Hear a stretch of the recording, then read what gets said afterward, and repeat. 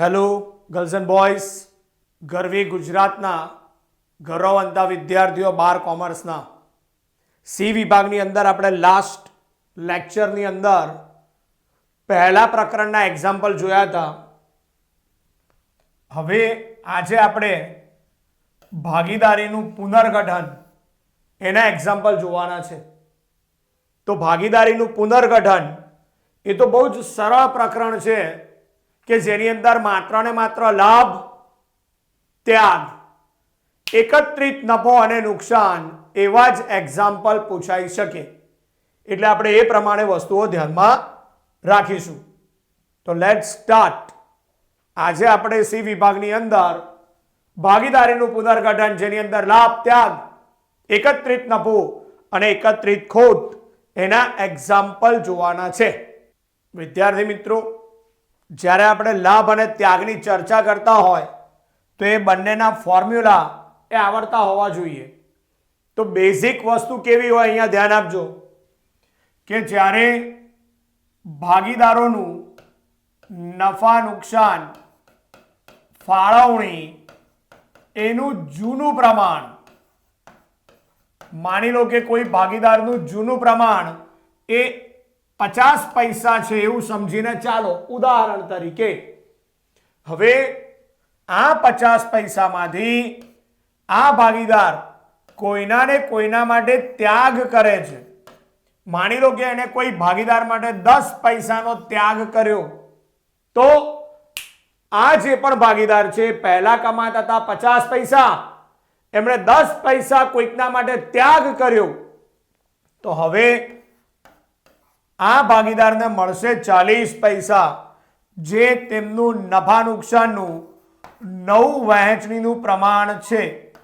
તો વિદ્યાર્થી મિત્રો, આ ખાસ ધ્યાનમાં રાખવું કે આ જૂનું પ્રમાણ, ત્યાગ અને નવું પ્રમાણ.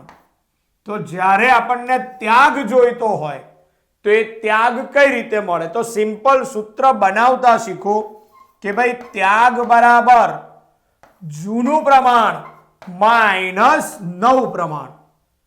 જે પણ તમે પહેલા કમાતા હતા એના કરતા નવી કમાણી તમારી ઓછી થઈ ગઈ.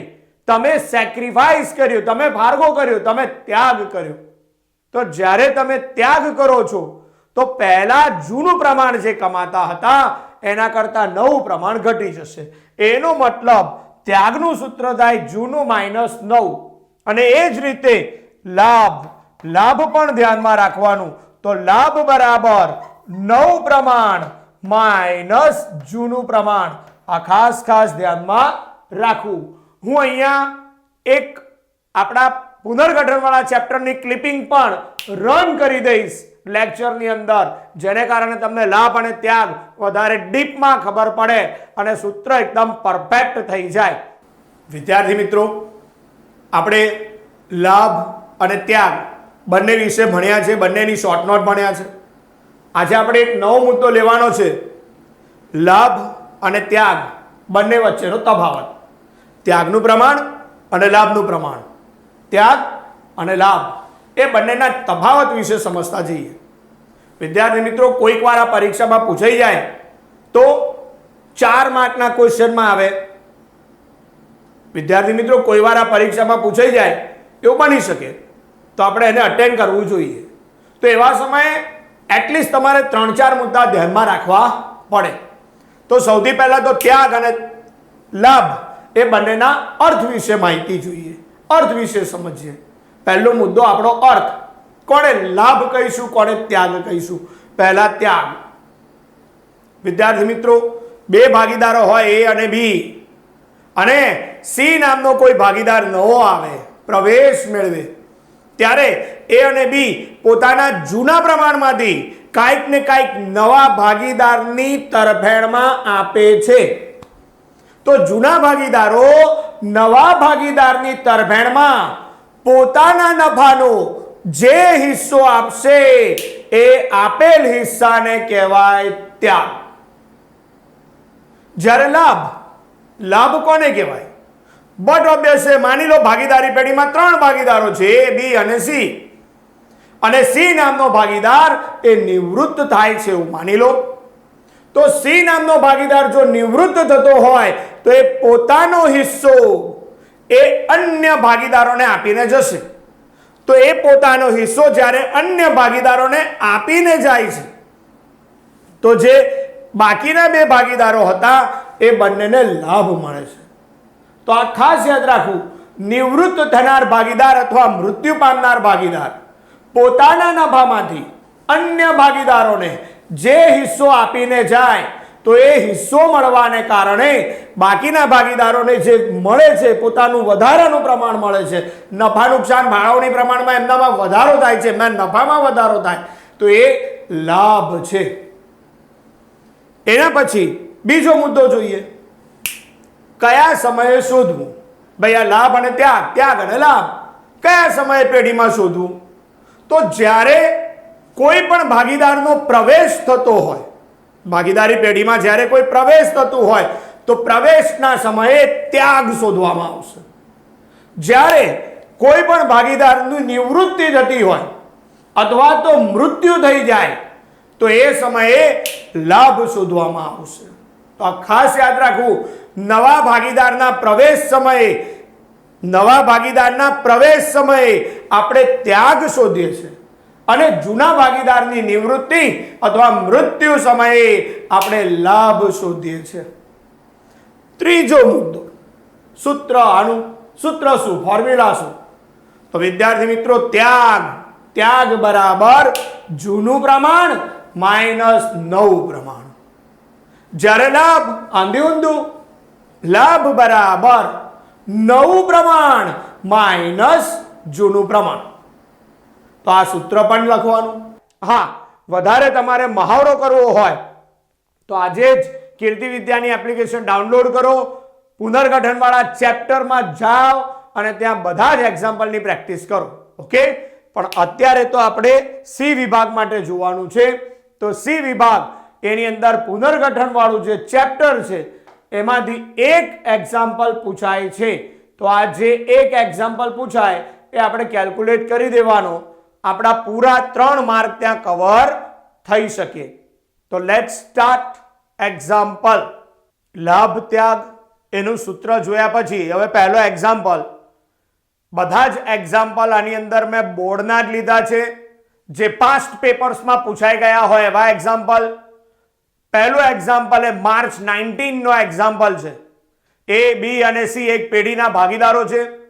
તેઓ નફો નુકસાન 2:2:1 ના પ્રમાણમાં વેચે છે. એનો મતલબ આ ભાગીદારોનું જૂનું પ્રમાણ થયું. બધા ભાગીદારોએ ભવિષ્યમાં નફા નુકસાનની વહેંચણીનું પ્રમાણ બદલીને 3:2:1 નક્કી કર્યું. તો આ નવું પ્રમાણ છે. તો આપણી પાસે જૂનું પ્રમાણ છે અને નવું પ્રમાણ પણ આપેલું છે. આ માહિતી પરથી ત્યાગની ગણતરી કરો. વિદ્યાર્થી મિત્રો ખાસ ધ્યાન રાખજો, લાભ અને ત્યાગ આ ચેપ્ટર તો અટેન્ડ કરાય જ કરાય અને આની અંદર બેઠા 3 માર્ક લઈ લેવાય. માર્ચ 19 માં પૂછાયેલો એક્ઝામ્પલ. તો લેટ્સ સ્ટાર્ટ. ખાસ ધ્યાન રાખજો, કયા કયા ભાગીદાર હતા, એ, બી અને સી, એમનું જૂનું પ્રમાણ છે 2:2:1. તો કઈ રીતે પદ્ધતિ બતાવવી, ધેટ ઇઝ ઓલ્સો ઇમ્પોર્ટન્ટ. તો અહીંયા 3 ભાગીદાર છે, એ, બી અને સી. એમનું જૂનું નફા નુકસાનનું પ્રમાણ આપેલું છે. જૂનું પ્રમાણ કયું હતું જુઓ, 2:2:1. 2:2:1 એનો મતલબ થાય 2/5, 2/5, 1/5. આ જ ભાગીદારોનું નવું નફા નુકસાનનું પ્રમાણ એ પણ આપેલું છે. એ લોકો ભવિષ્યમાં નફો 2:2:1 ના પ્રમાણમાં, જૂનું પ્રમાણ હતું એમનું 2:2:1, ભવિષ્યમાં એ લોકોએ પ્રમાણ બદલીને કરી નાખ્યું છે 3:2:1. એનો મતલબ ભવિષ્યમાં એ લોકો નફો 3:2:1 ના પ્રમાણમાં વહેંચશે. તો આ એમનું 3:2:1. એનો મતલબ થાય 3/6, 2/6, 1/6. તો હવે આપણી પાસે જૂનું પણ છે અને નવું પ્રમાણ પણ છે. તો આને આધારે આપણે ત્યાગના સૂત્રની મદદથી ત્યાગ શોધવાનો છે. તો વિદ્યાર્થી મિત્રો ત્યાગનું સૂત્ર શું, ધેટ ઇઝ ઇમ્પોર્ટન્ટ. તો ત્યાગ બરાબર જૂનું પ્રમાણ માઇનસ નવું પ્રમાણ. ખાસ ખાસ ધ્યાન રાખવું, પરીક્ષામાં ફોર્મ્યુલા લખવું જ. હવે એની અંદર સૌથી પહેલા મિસ્ટર એ નામનો ભાગીદાર, એનું જૂનું પ્રમાણ હતું 2/5 માઇનસ નવું પ્રમાણ છે 3/6. હંમેશા સરવાળો કે બાદબાકી કરવાની હોય તો બેઝ પાયો એ એક સમાન જોઈએ, એક સરખો જોઈએ. બેઝ ઇક્વલ કરવા માટે સિમ્પલ 6 વડે અને અહીંયા 5 વડે ગુણાકાર કરી દઈશું. તો 6 ગુણ્યા 2 12, 6 પંચા 30, 12/30 માઇનસ 15/30. તો આન્સર આવે 12/30 માંથી 15/30 માઇનસ કરો તો આન્સર નેગેટિવ થઈ ગયો 3/30. વિદ્યાર્થી મિત્રો ખાસ ખાસ ધ્યાન રાખવું, ત્યાગના સૂત્રથી જો આન્સર નેગેટિવ થઈ જાય, ત્યાગના સૂત્રથી જો આન્સર નેગેટિવ થઈ જાય, માઇનસમાં આવે તો આ ત્યાગ નહીં પણ લાભ કહેવાશે. તો આ પહેલાને લાભ થયો છે. જ્યારે બીજો ભાગીદાર બી, એનું જૂનું પ્રમાણ 2/5 માઇનસ 2/6. બેઝ ઇક્વલ કરવા અહીંયા 6 અને અહીંયા 5 વડે ગુણાકાર. તો 6 ગુણ્યા 2 12/30 માઇનસ 5 દુ 10, 10/30. તો આન્સર આવશે 2/30. આ એણે ત્યાગ કર્યો કહેવાય. જ્યારે સી નામનો ભાગીદાર, એનું જૂનું પ્રમાણ છે 1/5 minus 9, 1/6. here multiple by 6, here multiple by 5, so it's 6/30 minus 5/30. so here 1/30, 1/30. આ પણ ત્યાગ કર્યો છે. તો વિદ્યાર્થી મિત્રો આન્સર આવે કે ભાઈ જવાબ લખવાનો હોય તો એ નામનો ભાગીદાર, એને 3/30 લાભ મળ્યો છે. બી નામનો ભાગીદાર, એને 2/30 ત્યાગ કર્યો છે. અને સી નામનો ભાગીદાર, એને 1/30 ત્યાગ કર્યો છે. તો વિદ્યાર્થી મિત્રો ધીસ ઇઝ યોર આન્સર. તો આ રીતે તમારે વર્કિંગ બતાવવાનું અને છેલ્લા જવાબ પણ લખી દેવાનું. લાભ ત્યાગ એનો બીજો એક્ઝામ્પલ મેં કીધું એ મુજબ બધા જ એક્ઝામ્પલ એ આપણા બોર્ડના પેપરમાં ક્યારેક ને ક્યારેક પૂછાયા હોય એવા જ લીધા છે. ઓગસ્ટ 2020 કોરોનાનો સમય હતો, કપરો સમય હતો અને એ સમયે આ પેપર હતું. સુરેશ, મહેશ અને અરવિંદ એક પેઢીના ભાગીદારો છે. તેમની વચ્ચે નફા નુકસાનનું પ્રમાણ 5:2:2 એટલે આ જૂનું પ્રમાણ આપેલું છે. બધા જ ભાગીદારોએ મળીને નફા નુકસાનનું પ્રમાણ બદલીને નવું પ્રમાણ 2/9, 3/9 અને 4/9 આપી દીધું છે. એટલે 2:3:4 કર્યું. તો ભાગીદારોએ કરેલ ત્યાગ શોધો. ત્યાગના સૂત્રથી કરવાનું છે. ત્યાગ બરાબર, હવે તો દરેક વિદ્યાર્થીને આખા ગુજરાતમાં બધા જ વિદ્યાર્થીઓને આવડી જ જાય. ત્યાગ બરાબર જૂનું પ્રમાણ માઇનસ નવું પ્રમાણ. બેઠા 3 માર્ક. ગુજરાતના બધા જ 12 કોમર્સના વિદ્યાર્થીઓ 3માંથી 3 માર્ક લેશે. તો વિદ્યાર્થી મિત્રો આ ખાસ આપણે ધ્યાનમાં રાખવાનું છે.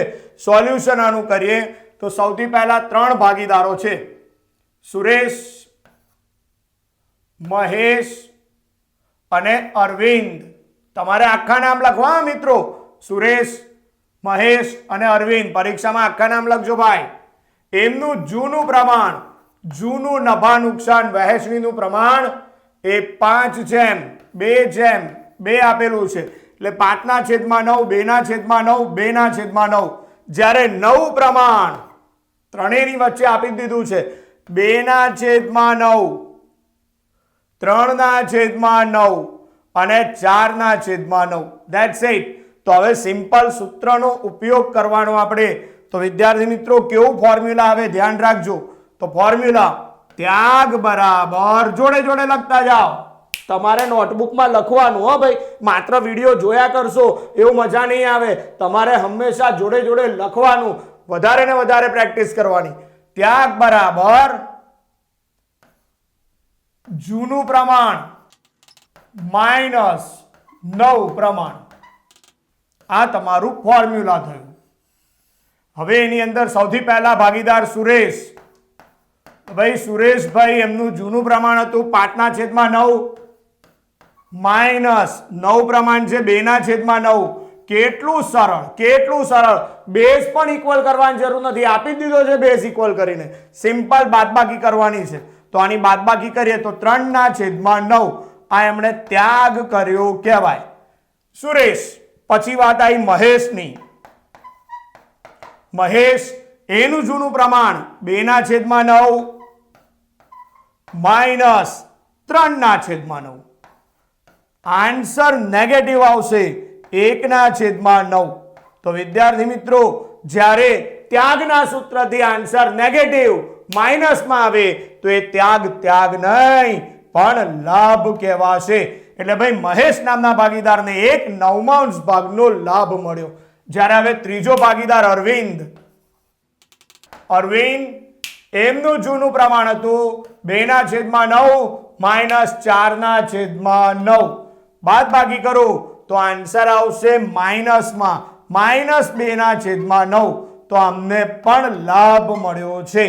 તો વિદ્યાર્થી મિત્રો અહીંયા ધ્યાન રાખજો, ત્યાગના સૂત્રથી જો આન્સર નેગેટિવ થાય તો એ ત્યાગ નહીં લાભ કહેવાશે. તો આન્સર લખીશું સુરેશ એમને 3/9 નો ત્યાગ, મહેશ એમને 1/9 લાભ અને અરવિંદ એને 2/9 નો લાભ મળ્યો છે. બીજી પણ એક વસ્તુ ધ્યાનમાં રાખવાની, અપાર્ટ ફ્રોમ ધીસ એક્ઝામ્પલ કરતા કંઈક વધારે તમને શીખવાડું તો વિદ્યાર્થી મિત્રો હંમેશા યાદ રાખવાનું કે ભાઈ લાભ અને ત્યાગ એનો સરવાળો એક સરખો જ હોય. લાભ ઇઝ ઇક્વલ ટુ ત્યાગ, આ બંને બાજુ ઇક્વલ થવી જોઈએ.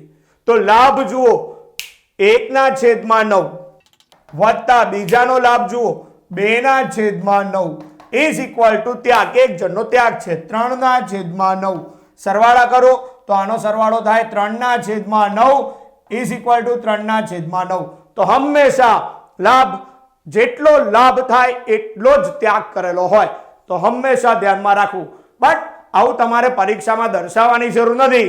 તમારે તો માત્ર જે પ્રશ્નમાં પૂછ્યું છે ભાગીદારોએ કરેલ ત્યાગની ગણતરી કરો.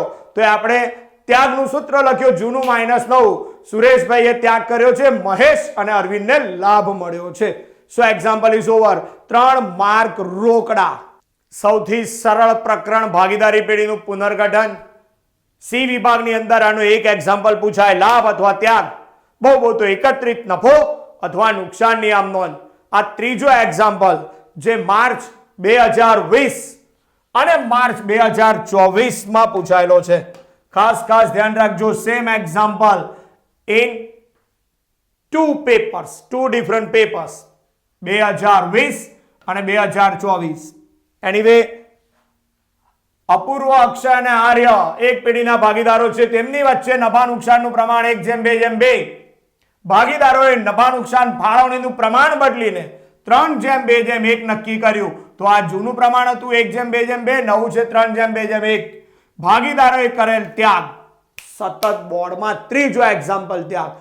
પૂછે શું યાર, લાભ અથવા ત્યાગ, ધેટ્સ ઇટ. 3 માર્ક રોકડા. Anyway let's solve it. આનું સોલ્યુશન કરીએ. એમનું જૂનું પ્રમાણ અપૂર્વ, અક્ષય અને આર્ય 1:2:2. તો 3 ભાગીદાર છે, અપૂર્વ, અક્ષય અને આર્ય.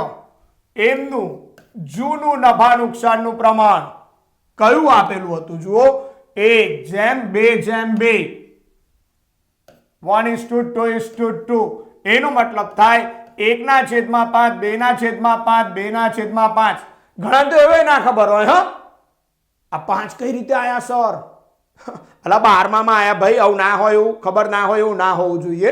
પણ તેમ છતાં હું કહી દઉં, પેલા 1:2:2 આનો સરવાળો 1 + 2 3 + 2 5 તો છેદમાં 5 આવે.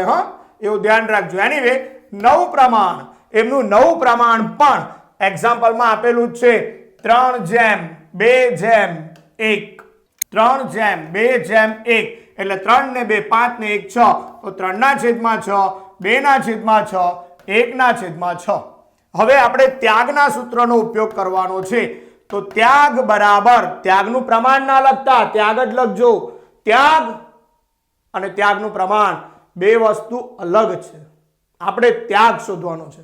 તો ત્યાગ બરાબર જૂનું પ્રમાણ માઇનસ નવું પ્રમાણ. તો આ સૂત્ર એક્ઝામમાં વ્યવસ્થિતપણે લખવું અને હવે એના પછી દરેકનો લાભ અને ત્યાગ શોધી નાખીએ. તો સૌથી પહેલા અપૂર્વ નામનો ભાગીદાર જેનું જૂનું પ્રમાણ છે 1/5 માઇનસ નવું પ્રમાણ છે 3/6 પાર્ટ. સરવાળો કે બાદબાકી કરતી વખતે બેઝ પાયો એક સરખો જ જોઈએ. તો અહીંયા આપણે મલ્ટીપલ બાય 6 અને અહીંયા મલ્ટીપલ બાય 5. બસ આવું જ કરી નાખવાનું. સૌથી સરળ આ છે. લસા કાઢવા બેસવાનો નહીં, બહુ વાર લાગે ભાઈ. ગુણાકાર, હવે તો તમે કેલ્સી, અમે જ્યારે બોર્ડની એક્ઝામ આપતા તો કેલ્ક્યુલેટર લઈને નતા જવા દેતા. તમને તો કેલ્સી લઈને બેસવા દે છે. તો ગુણાકાર ભાગાકાર તો યંત્ર કરે છે. તમારે ક્યાં ગુણાકાર ભાગાકારની તકલીફ? એનીવે 6 વડે ગુણાકાર કરીએ તો 6 ગુણ્યા 1 6, 6 પંચા 30 માઇનસ 5 ગુણ્યા 3 15 એના છેદમાં 30. તો આન્સર આવશે 9/30 પણ માઇનસ. જો ત્યાગના સૂત્રથી આન્સર નેગેટિવ થઈ જાય તો એ ત્યાગ નહીં પણ લાભ કહેવાશે. તો અપૂર્વ એમને લાભ થયો છે. ત્યારબાદ બીજો ભાગીદાર અક્ષય. તો અક્ષય એનું જૂનું પ્રમાણ હતું 2/5 માઇનસ નવું પ્રમાણ 2/6. here multiple by 6, here multiple by 5. so 6 ગુણ્યા 2 12 છેદમાં 30 માઇનસ 10 છેદમાં 30.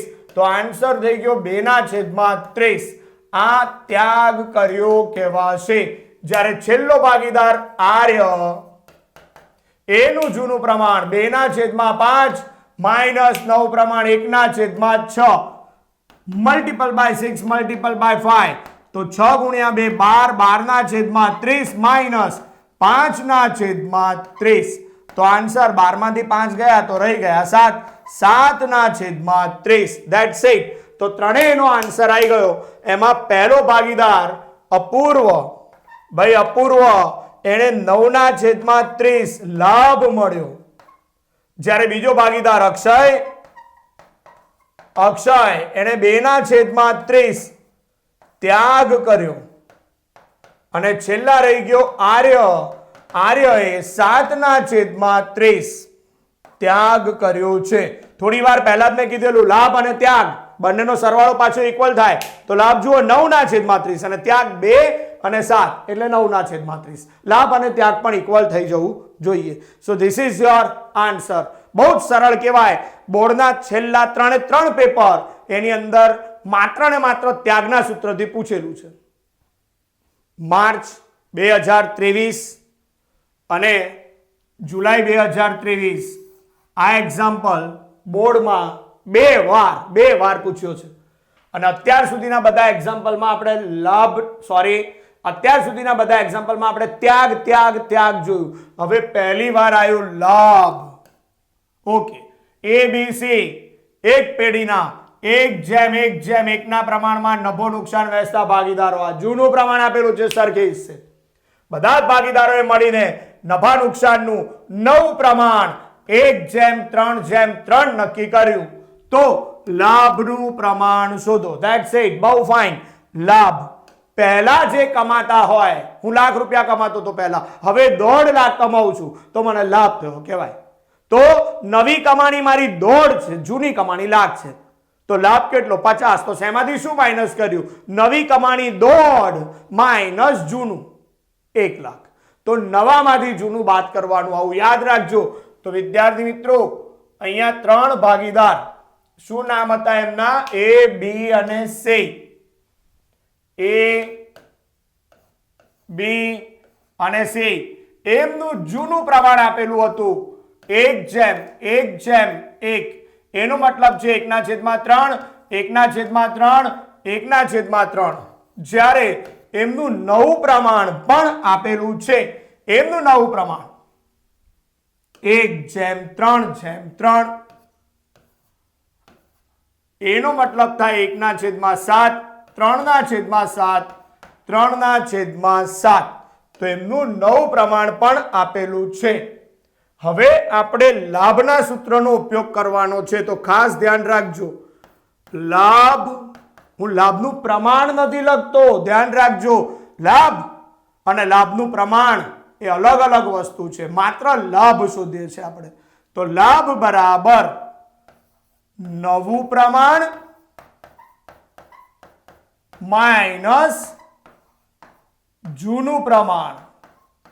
એની અંદર પહેલો ભાગીદાર મિસ્ટર એ, એનું નવું પ્રમાણ 1/7 માઇનસ જૂનું 1/3. સરવાળો કે બાદબાકી કરતી વખતે બેઝ પાયો એક સમાન જ જોઈએ. સિમ્પલ ગુણાકાર કરી નાખો. અહીંયા 3 વડે ગુણાકાર ને અહીંયા 7 વડે ગુણાકાર. તો 3 × 1 3 અને 7 × 3 21 માઇનસ 7/21. તો આન્સર 3/21 માઇનસ 7/21. તો આન્સર નેગેટિવ થઈ ગયો 4/21. જો લાભના સૂત્રનો ઉપયોગ કરતા હોય, લાભના સૂત્રનો ઉપયોગ કરીને આન્સર નેગેટિવ થઈ જાય, માઇનસમાં આવે, તો આ લાભ લાભ નહીં પણ ત્યાગ કહેવાશે. એટલે એ નામના ભાગીદારે 4/21 ત્યાગ કરેલ છે. જ્યારે બી નામનો ભાગીદાર, એનું નવું પ્રમાણ 3/7 માઇનસ જૂનું 1/3 multiple by 3 multiple by 7. So 9/21 minus 7/21. તો 9 માંથી 7 ગયા, આન્સર 2/21. આ લાભ મળ્યો કહેવાશે બી નામના ભાગીદારને. જ્યારે સી, એનું નવું પ્રમાણ હતું 3/7 minus 1/3 multiple by 3 multiple by 7. તો 3 × 3 9/21 માઇનસ 7/21. તો આન્સર આવે 2/21. તો વિદ્યાર્થી મિત્રો, એ નામનો ભાગીદાર, એને 4/21 પણ આન્સર નેગેટિવ હતો. તો લાભના સૂત્રથી આન્સર નેગેટિવ આવ્યો. તો આ લાભ લાભ નહીં પણ ત્યાગ. તો એ નામનો ભાગીદાર, એને 4/21 નો ત્યાગ કર્યો. બી નામનો ભાગીદાર, એને 2/21 એનો લાભ મળ્યો છે. જ્યારે સી નામનો ભાગીદાર, એને પણ 2/21 લાભ મળ્યો છે. અને હંમેશા યાદ રાખો, લાભ અને ત્યાગ બંનેનો સરવાળો ઇક્વલ થાય. 4/21 ત્યાગ છે એક જણનો, તો બાકીના બે ભાગીદારોનો લાભ 2/21 વત્તા 2/21 ઇઝ ઇક્વલ ટુ 4/21. અલ્ટિમેટલી લાભ અને ત્યાગ બંને સરખું થાય. તો તમને પુનર્ગઠન વાળા ચેપ્ટરમાં તો ફિક્સ જ છે યાર, દાખલો હેતુલક્ષી, કા લાભ પૂછાશે કા ત્યાગ પૂછાશે. That's it. બહુ તો કોઈક વાર વહેંચણી પાત્ર મતલબ કે એકત્રિત નફો અને એકત્રિત નુકસાનની આમ નોંધ પૂછી શકે. અધરવાઇઝ મેક્સિમમ કેસીસની અંદર 90% કેસીસની અંદર પેપરમાં લાભ અને ત્યાગ જ પૂછાય. બસ આટલું કરી નાખો, 3 માર્ક રોકડા યાર. મે 2021 2021 પૂછાયેલો એક્ઝામ્પલ. પ્રેરણા, મુકેશ અને ગૌરવ એક પેઢીના ભાગીદાર. નફા નુકસાનનું પ્રમાણ 3/2/1. બધા જ ભાગીદારોએ ભવિષ્યમાં નફા નુકસાનનું પ્રમાણ 5/3/2 કરવાનું નક્કી કર્યું. તો આ માહિતી પરથી ત્યાગના પ્રમાણની ગણતરી કરો. મેક્સિમમ ત્યાગ પૂછાય છે. ત્યાગ બરાબર, હવે તો સૂત્ર ગોખાઈ ગયું હોય, જૂનું -9. તો વિદ્યાર્થી મિત્રો, લેટ્સ સ્ટાર્ટ. 3 ભાગીદાર હતા, એમના નામ પ્રેરણા, મુકેશ અને ગૌરવ.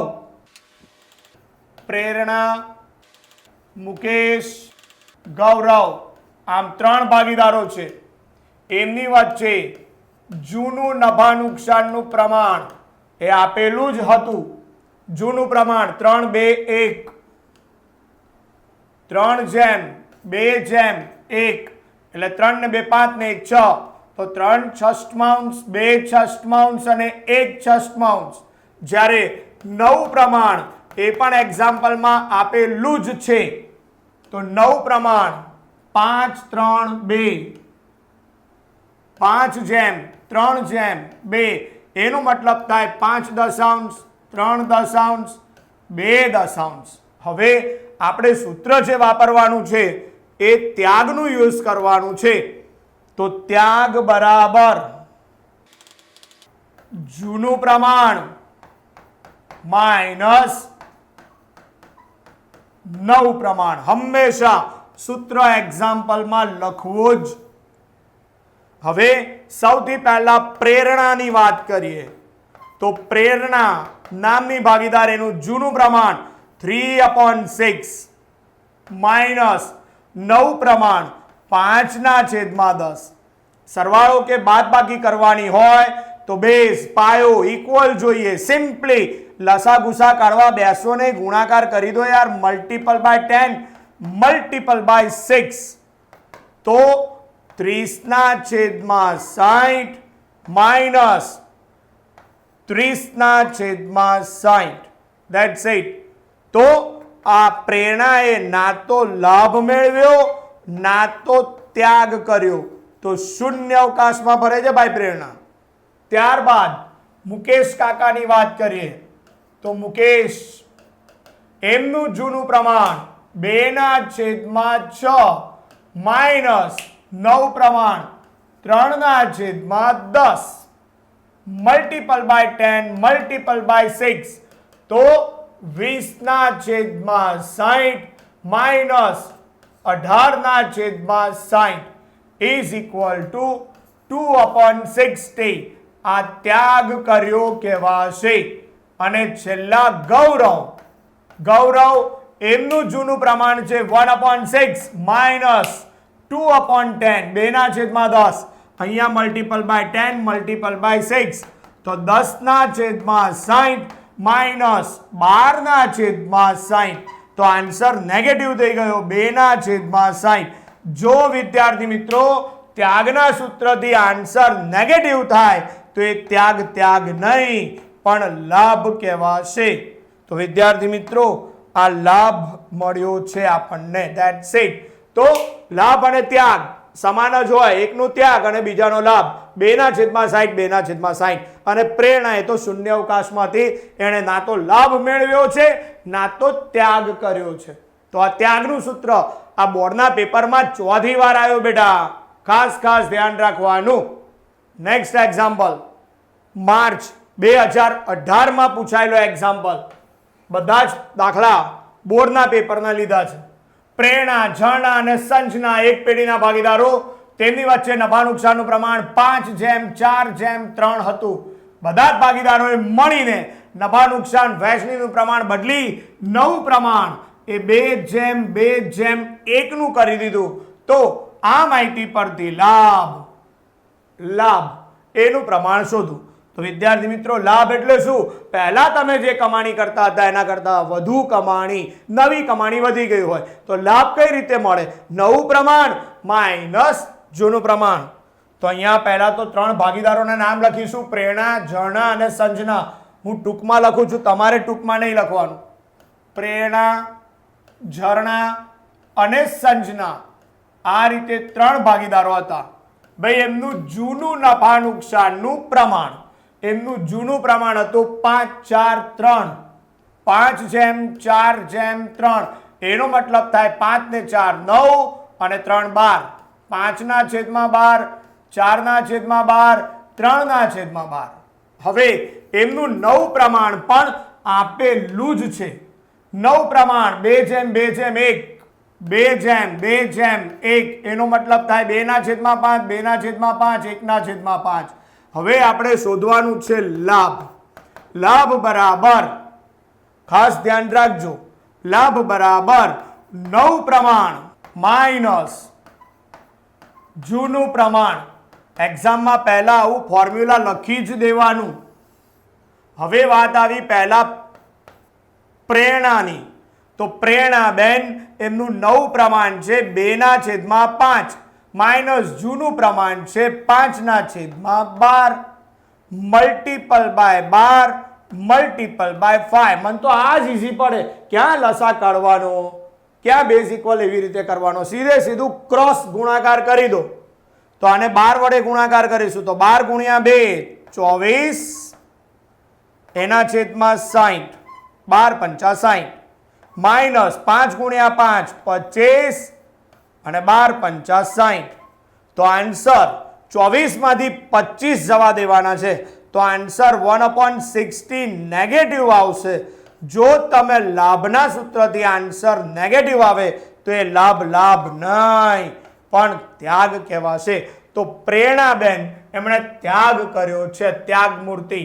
હવે ઝરણાની વાત કરીએ તો એમનું નવું પ્રમાણ 2/5 માઇનસ જૂનું 4/12.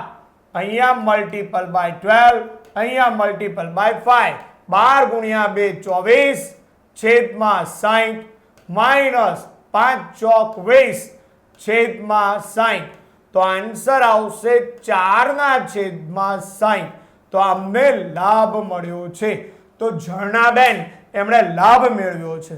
જ્યારે સંજના છેલ્લી ભાગીદાર એમનું નવું પ્રમાણ હતું 1/5 માઇનસ જૂનું પ્રમાણ છે 3/12 multiple by 12 multiple by 5.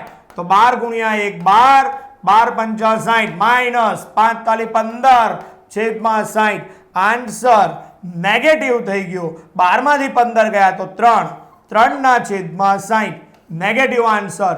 લાભના સૂત્રથી answer negative તો એ લાભ નહીં પણ ત્યાગ કહેવાશે.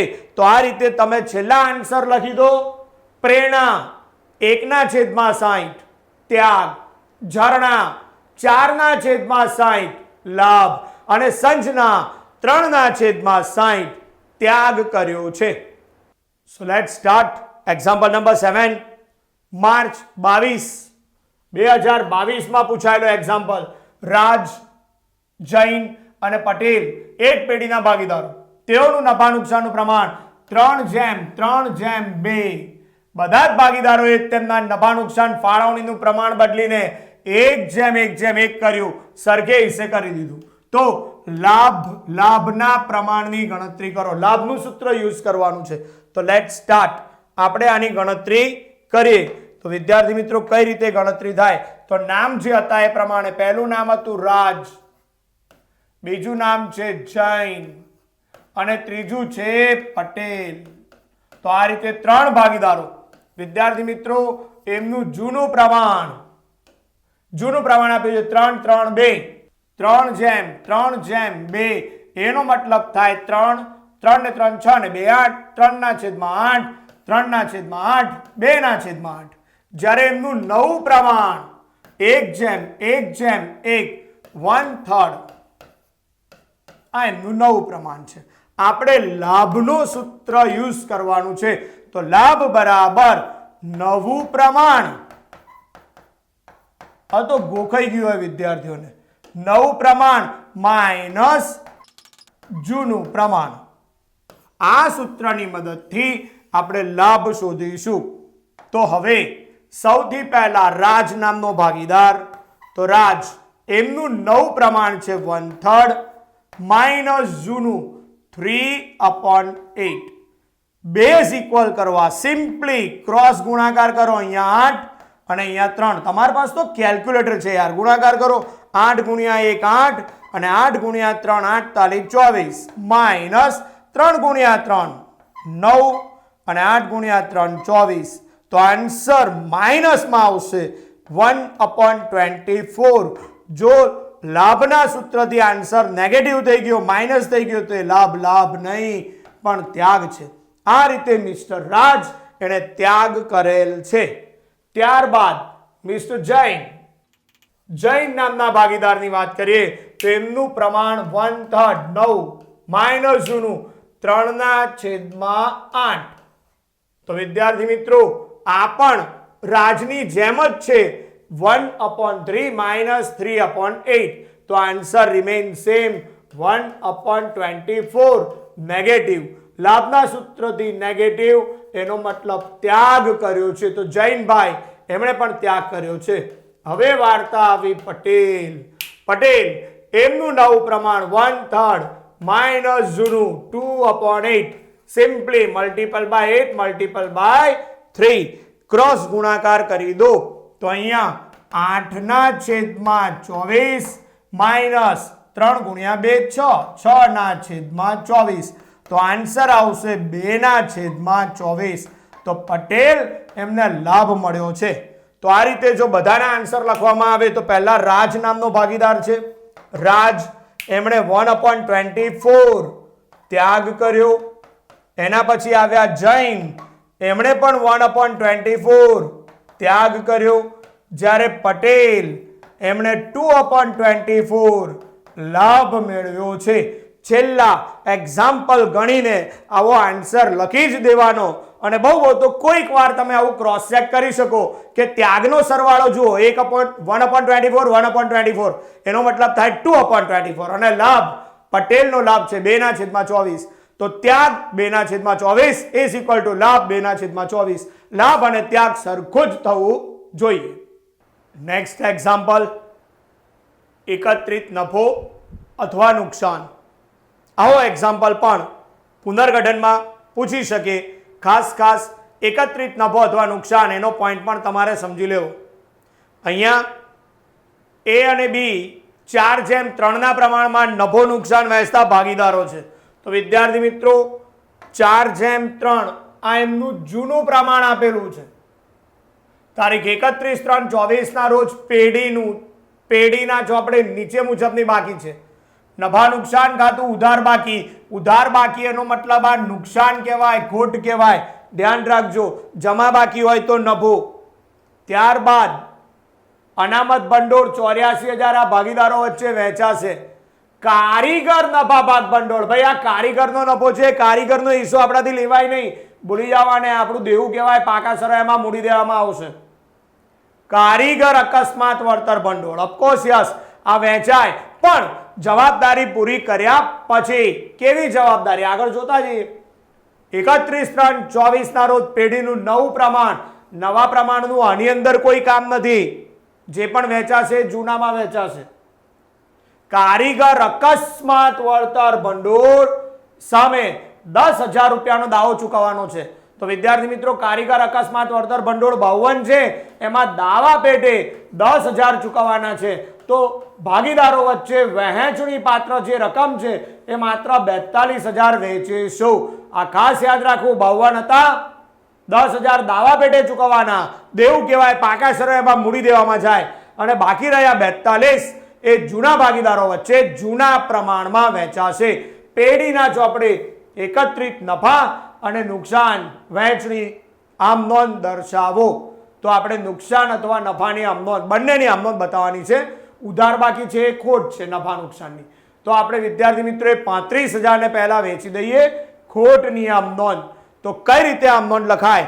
ખોટ નુકસાન એ ભાગીદારોના મૂડી ખાતે ઉધાર થાય. તો ભાગીદારોના નામ કયા હતા? એ અને બી. તો પહેલી આમ નોંધ નુકસાનની લખીએ છે. નુકસાન ભાગીદારોના મૂડી ખાતે ઉધાર થશે. એની મૂડી અથવા ચાલુ મૂડી ખાતે ઉધાર, બીની મૂડી અથવા ચાલુ મૂડી ખાતે ઉધાર, તે નફા નુકસાન ખાતે જમા 35,000 રૂપિયા. આ 35,000 ને તમારે જૂનું પ્રમાણ 4 અને 3, બેટા 4/3 એનો મતલબ થાય 7. 7 વડે ભાગાકાર કરો તો 35,000 ને 7 વડે ભાગાકાર કરતા આ 35,000 જે છે એને આપણે 7 વડે ભાગાકાર કરીએ તો 7 પંચા 35, 5,000 રૂપિયા આવે.